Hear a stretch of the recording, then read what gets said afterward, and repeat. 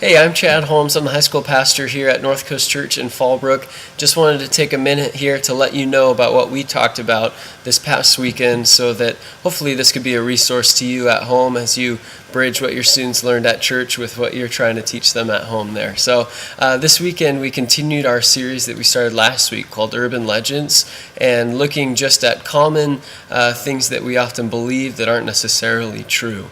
And this week we looked at the idea that God wants me happy, and just trying to combat a little bit the cultural views that our own personal happiness is the pursuit of everything and why we do everything. And I find that in this world that's becoming the main thing that we live for, and students are getting confused about what is really at the heart of God.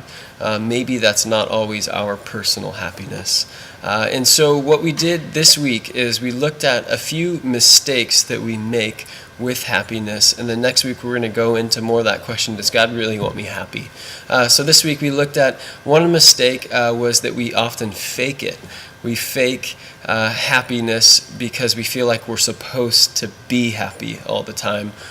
The second thing that we often do is we try to chase it in different things, whether it's money or prestige or skills in sports or school or whatever. We chase after it.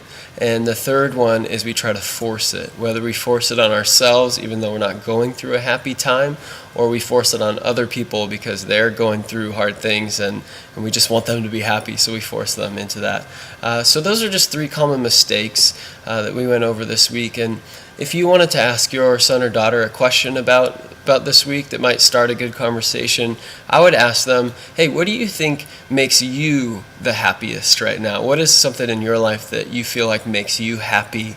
And ask them why.